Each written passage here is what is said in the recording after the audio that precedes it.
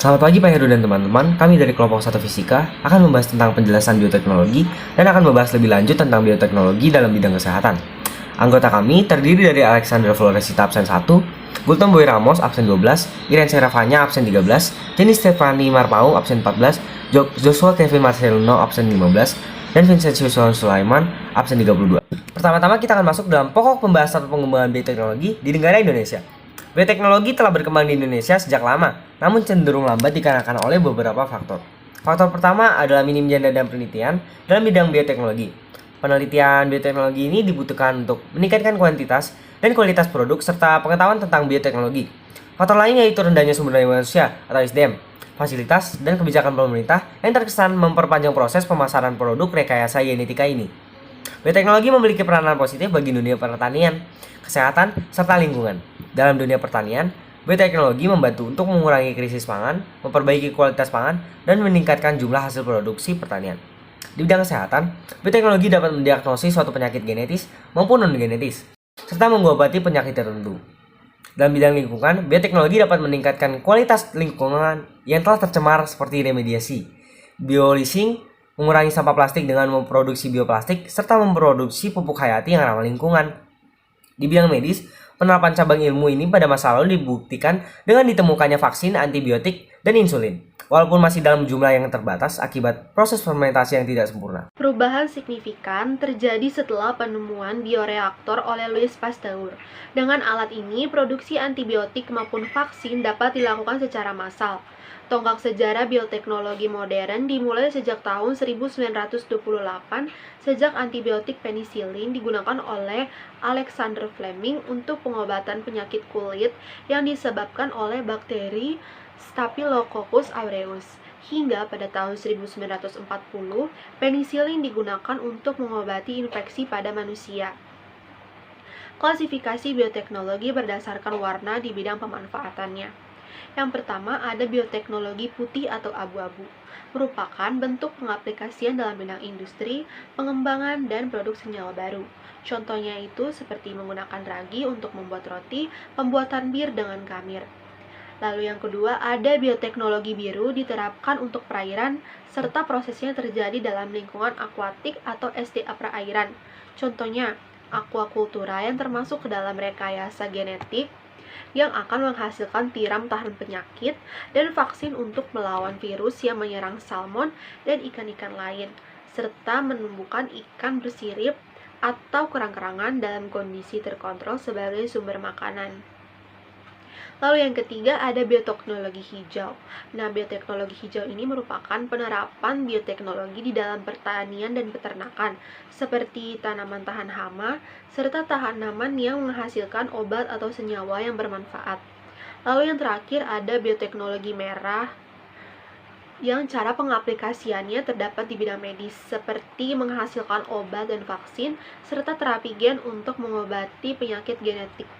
Dan dari 4 klasifikasi warna yang sudah dijelaskan sebelumnya, dan kelompok kami akan membahas bioteknologi merah atau bioteknologi dalam bidang medis. Dan pertama yang akan saya bahas dalam bidang medis adalah bioteknologi konvensionalnya. Awal bioteknologi ditemukan lebih mencondong dalam bidang pangannya atau tanamannya. Jadi, bioteknologi konvensional lebih memakai teknik fermentasi yang dimana lebih banyak dalam menghasilkan di bidang pangannya dibandingkan dalam bidang medis. Namun, walaupun begitu, ada beberapa hasil produk dalam bidang kesehatan yang dihasilkan melalui proses jenis teknik fermentasi. Dan untuk contohnya seperti ada vaksin, insulin, antibiotik.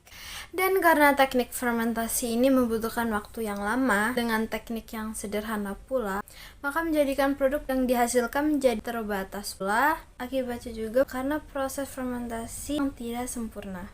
Nah, saya sekarang akan membahas lebih lengkapnya tentang bioteknologi konvensional ini dalam bidang medis. Bioteknologi konvensional dalam bidang medis dapat kita artikan sebagai pengubahan mikroorganisme seperti jamur dan bakteri melalui proses transformasi biologi yang nantinya akan menjadikan suatu produk yang akan berguna dalam bidang medis atau berguna bagi kesehatan. Dalam bidang medis, pengaplikasiannya ataupun penerapannya bioteknologi konvensional ini salah satunya adalah terwujudnya pengobatan penyakit yang disebabkan oleh bakteri dan jamur, yaitu antibiotik penisilin.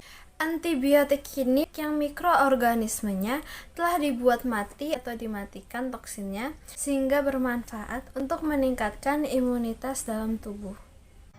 Proses bioteknologi dalam bidang medis. Yang pertama adalah pembuatan vaksin. Vaksin digunakan untuk melindungi atau mencegah tubuh dari serangan penyakit. Tetapi, vaksin yang dihasilkan kurang aman dan dapat menimbulkan kerugian seperti mikroorganisme. Untuk vaksin, kemungkinan masih melanjutkan proses reproduksi. Masih dapat menyebabkan penyakit. Atau, sebagian orang ada yang memiliki alergi terhadap sisa-sisa sel dari produksi vaksin, walaupun sudah dimurnikan.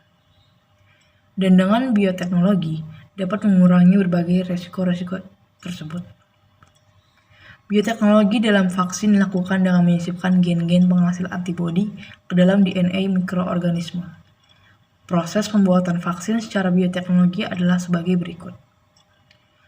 Pertama, menumbuhkan virus di dalam kultur sel seperti sel embrio, ayam, atau ginjal monyet. Yang kedua, mengekstrasi virus melalui penyaringan. Ketiga, menggunakan hasil ekstrasi untuk mematikan virus tersebut.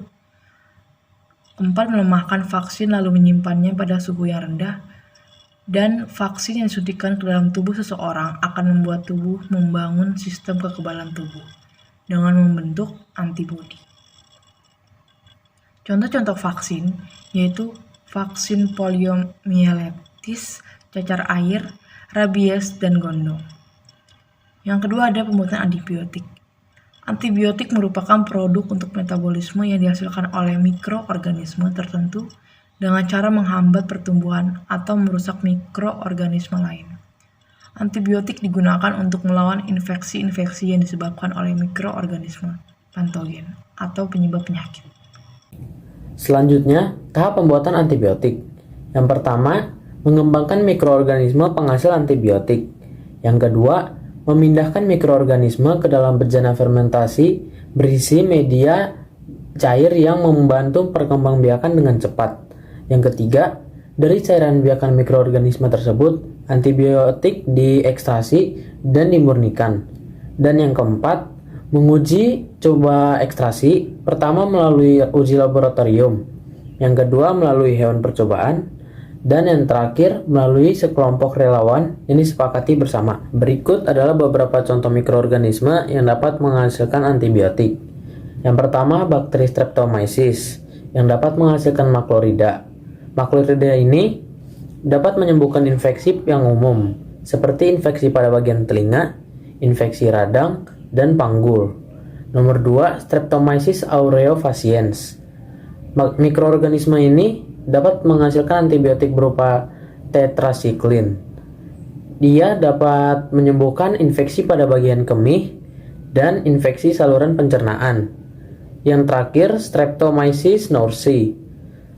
Mikroorganisme ini dapat menghasilkan antibiotik berupa nystatin yang dapat menyembuhkan infeksi pada rongga mulut, tenggorokan, dan usus. Pembuatan insulin. Insulin yaitu protein yang mengontrol metabolisme gula dalam tubuh manusia. Apabila kadar insulin dalam tubuh kurang, maka gula dalam tubuh akan sangat meningkat dan menyebabkan penyakit diabetes. Insulin dapat diproduksi melalui teknik rekombinasi gen dengan tahapan-tahapan sebagai berikut. Yang pertama, menghubungkan dua rantai protein insulin, rantai A dan rantai B, dengan gen bakteri yang dapat membentuk gen hybrid. Yang kedua, memasukkan gen hybrid ke dalam sel-sel bakteri agar bakteri membuat suatu hybrid protein. Yang ketiga, memisahkan protein hybrid dengan protein bakteri lainnya. Dan yang terakhir, membebaskan dua rantai insulin, kemudian membersatukan membentuk insulin manusia yang aktif. Terapi kinetik untuk beberapa penyakit. Beberapa penyakit fatal seperti kanker berpangkal pada kejanggalan atau kelainan dari suatu gen yang kemudian berkembang. Gen-gen yang janggal itu berusaha dilawan dengan terapi genetik. Terapi genetik yaitu memperbaiki kelainan genetik dengan memperbaiki gen. Contoh penyakit yang dapat diobati dengan terapi genetik adalah penyakit ADD, Adenosine Deaminase Deficiency. ADD yaitu kelainan yang mengakibatkan penderitanya tidak memiliki daya tahan tubuh sama sekali, sehingga kontak dengan kuman apapun dapat menyebabkan kematian. Rusaknya sistem kekebalan tubuh pada penderita ADD terjadi karena sel-sel darah tidak mampu membangun enzim adenosine deaminase atau AD yang diperlukan untuk membangun daya tahan tubuh. Karena terapi genetik mampu mengubah gen, maka terapi genetik diatur dalam peraturan pemerintah agar tidak disalahgunakan. Contoh penyalahgunaan terapi genetik yaitu mengubah gen pembawa sifat manusia agar dapat menjadi manusia super, seperti cloning. Cloning merupakan salah satu pengembangan bioteknologi modern di bidang kesehatan. Cloning dimulai 1980-an pada domba. Contoh yang terkenal pada pengkloningan yang pernah adalah cloning yang terjadi pada domba Dolly pada tahun 1956. Dan berikut adalah cara cloning yang dilakukan pada pengkloningan domba Dolly. Pertama, mengambil sel mamai dari domba jantan, lalu mengambil sel telur dari domba betina, menghilangkan nukleus atau inti sel dari sel telur domba betina, menggabungkan sel mamai dan sel telur dengan menggunakan fusi listrik. Hasil sel fusi dapat mengembangkan menjadi embrio dan tabung percobaan. Memindahkan embrio ke dalam rahim domba betina. Embrio berkembang dan lahir dengan ciri-ciri yang sama dengan domba yang jantan. Sebenarnya bioteknologi kesehatan juga menguntungkan, tapi di sisi lain juga merugikan karena ada beberapa pihak yang menolak adanya cloning karena melanggar norma-norma agama dan kemanusiaan. Tetapi tergantung dari pihak kita sendiri menyikapinya. Sekian dari kelompok kami, mohon maaf bila ada kesalahan kata dan terima kasih atas perhatiannya.